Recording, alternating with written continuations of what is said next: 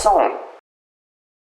Je voulais évidemment vous remercier d'être ici, les salariés de la région, les salariés de la ville de Châlons, de l'agglomération, des commerçants, des chefs d'entreprise, beaucoup d'élus avec leur écharpe, toutes tendances politiques confondues comme vous le voyez. Aujourd'hui, notre idée était de rassembler les Chalonnais, on l'a fait très rapidement puisqu'on a pris cette décision hier, et de montrer l'union des forces économiques et politiques de notre territoire pour défendre la présence militaire à Châlons.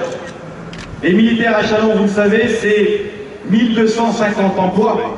Hier, on m'avait annoncé 960, mais j'ai entendu le général qui commande l'ensemble des forces militaires du Grand Quart Nord-Est nous dire que c'était 1250 emplois supprimés à Châlons. C'est la plus grosse saignée des annonces qui ont été faites hier.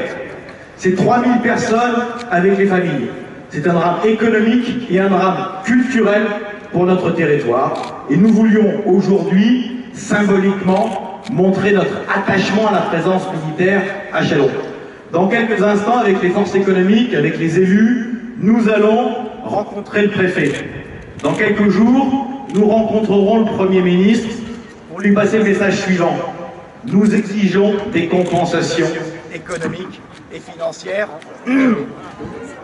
Ça commence mal.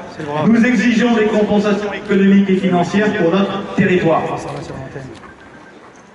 La réduction des emplois publics, nous pouvons tous la comprendre face au déficit. Mais nous demandons à ce que ces réductions soient justes. Il est normal que tout le monde y participe. Il n'est pas normal qu'une seule ville y contribue à hauteur de 100% de ses effectifs militaires. Nous dénonçons cette injustice et nous demandons des compensations. C'est la raison pour laquelle on vous a réunis aujourd'hui. C'est la raison pour laquelle, avec l'ensemble des milieux politiques et économiques, et je voulais que ça fonctionne, et je voulais remercier de leur présence le président de la région, M. Bachy, le président du conseil général, René-Paul Savary, le maire de Reims qui nous apporte son soutien, la mairie d'Épernay qui est représentée par un de ses adjoints, les sénateurs de la Marne qui sont évidemment avec nous, Bruno Bourrois, le président de l'agglomération, et puis les forces économiques représentées par le président de l'UCIA et le président de la CCI. Merci à tous d'être présents.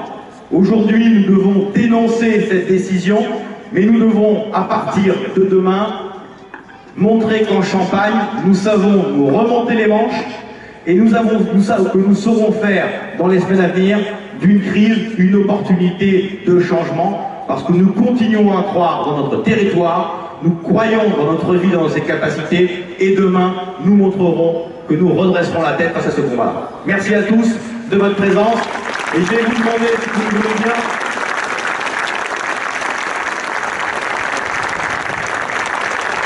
et très rapidement évidemment, merci à tous une nouvelle fois, merci aux fonctionnaires, aux salariés du privé, aux commerçants, aux chefs d'entreprise, aux élus, aux syndicalistes qui sont présents aujourd'hui avec nous pour soutenir le développement économique de Châlons, pour soutenir le développement de notre territoire, de notre département, de notre région. Ça a été dit à plusieurs reprises, le combat ne fait que commencer. Nous allons continuer dans l'unité, je le répète, du monde économique, du monde social, du monde politique. Et évidemment, c'est avec vous, les habitants de Châlons, les habitants de la Marne, les habitants de la région, que nous gagnerons ce combat. Aujourd'hui, c'est une défaite. Demain, nous saurons redresser la tête pour gagner comme l'ont fait nos ancêtres.